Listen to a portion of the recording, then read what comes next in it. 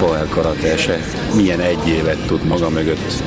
Gondolom voltak sikerek, voltak kudarcok.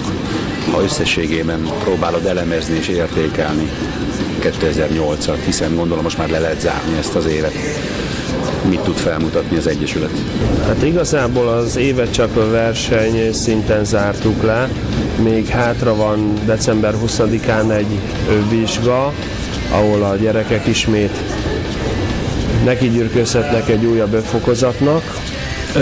Verseny terén pedig, hát már elcsépelt szó, de maximálisan meg vagyok elégedve a Power Karate versenyzőivel. Ha visszatekintesz erre az évre, versenyekre és versenyzőkre, mi az, amit kiemelésre méltónak találsz? Több utánpótláskorú versenyzőnk van, akik egész évben jó vagy kiváló teljesítményt nyújtottak. Azért mondtam így külön, mert kiemelve legfőképp Kovács Vivien 6. hiús karatékánkat, aki serdülő lány könnyű súlyban, míg tavasszal megnyerte a diákolimpiát, addig az őszi versenyszezonban az utánpótlás magyar bajnokságon állhatott a dobogó legmagasabb fokára. 3 éve kezdtem a karatét. Nem tudom, a barátnők közben vannak, akik karatéznek? Hát vannak, igen. Emiatt kezdtél el vagy valami másokra? Hát mondta a barátnőm, hogy van ez a karate, és szerettem volna járni. Hogyan tudod ezt összeegyeztetni mondjuk az iskolával, bármit arról sem beszélünk, hogy melyik iskolába jársz? Hát a Somogyi Imre általános iskolába járok. Azt elárulod nekünk, hogy milyen tanulók van? Jó. Visszakomolsz a versenyévre, hány versenyen indultál ide? Körülbelül 3 év alatt. Mikor volt az első verseny? Hát az első évben megvolt. Már rögtön? Igen. Rögtön még víz? Igen. És melyik volt a legkiemelkedőbb eredménye? Aki elárulta? A diákolimpiai, meg a utánpótlás magyar bajnokság. Mindkét alkalommal első hely? Igen. Összesen hány érmed van? 9. Így tudod fejből rögtön? Igen, megszámolt. És meg is hoztad? Hát nem mind a 9-et. De mi van, azt megmutatjuk a nézőknek. Kiemelném még Csajbók Viktor, aki igazán az év végére érett be, és az utolsó 3 versenyen zsinórban első helyezést ért el, serdülő fiú 65 kg-ban, illetve Sánta Istvánt, aki gyerekkorosztályban már második éve, hogy folyamatosan jó eredményeket hozva, harmadik, második, illetve 1-2 első helyet is hál' Istennek sikeresen be tud gyűjteni. Nem mutatnék el az ügyességtől, és öröm a személynek látni azt, hogy egészen kapcsolatban csemették is már ismerkednek a sportágnak az alapjaival és rejtelmeivel.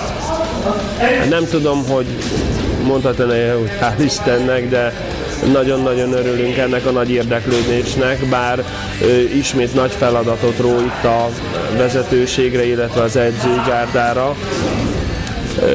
egy olyan színvonalat nyújtani ennek a mai fiatal korosztálynak, hogy a nehéz és kemény edzések azért oly szinten megragadjanak bennük, hogy ne a kudarc élmény és a rövid időn belüli távozás legyen az életükben az edzőteremből, hanem tulajdonképp igyekszünk az életük részévé tenni az edzéseket. Nem csak itt Agyonban, hanem Cegléden is vannak továbbra is edzései a Power Karate-snek. Folyamatos edzéseket tartunk úgy szintén a Rosonci Általános Iskolában, Cegléden, a Buzogány utcában, illetve itt ebben az Abonyi Dozsóban. Sok részről kaptunk negatív kritikát, abból kifolyólag, hogy ha Abonyi a versenyző, akkor miért mondják be a mikrofonban a versenyen, hogy Cegléd? Ha Ceglédi a versenyző, miért mondják, hogy Abony? Hát ez kiküszöbölendő most december 1-ével a Magyar Kyokushin Karate szervezetben is. A hivatalos neve a sportegyesületünknek Power Karate Ese Abony Cegléd.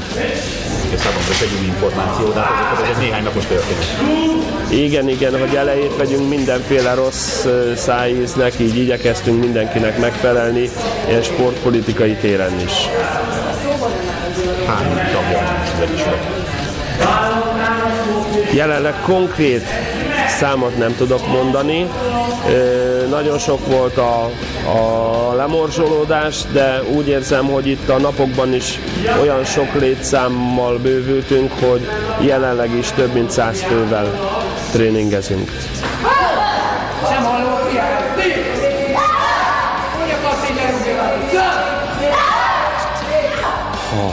Visszatekintesz 2007-re, és most gondolsz 2008-ra, akkor milyen anyagi helyzetről tudsz beszámolni, ami az Egyesületet illeti?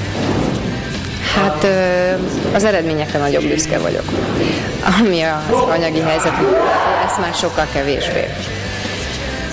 Azt hiszem, talán ez volt az egyetlen olyan nehéz év, amire azt mondom, hogy nem szívesen emlékszek vissza gazdaságilag. Sok reménnyel indultunk, ami az önkormányzati támogatásokat illeti. Sajnos ebből talán a töredéke valósult meg annak, amire számítottunk.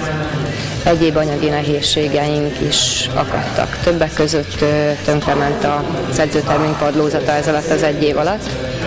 Sürgősebb tennünk kellett valamit, ugyanis balesetveszélyes volt az edzés, és mivel ugye mezitláb edzünk, ez igazából egyértelművé tette a dolgot.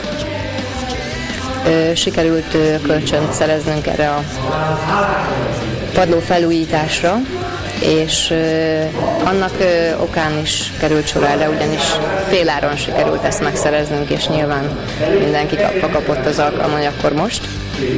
Illetve a pályázatok, amiket nagy lelkesedéssel készítünk, ugye szintén nem hozták a várva várt sikert. Megint csak harmada teljesült annak, amire az Egyesület ugye a terveit szövögette.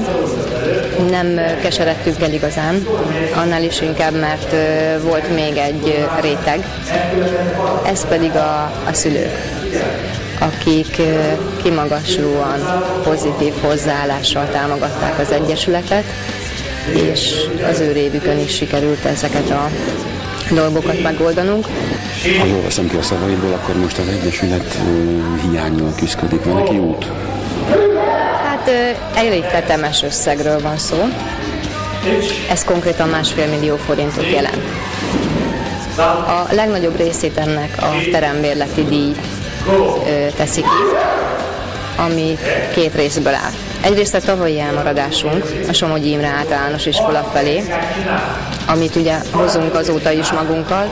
A másik része, hogy ebbe az évbe ezt a szép termet fejleszteni tudtuk, de ez a terembérleti díjból ment el, és ez is egy jelentős összeg. Ezen kívül még más kiadások is vannak.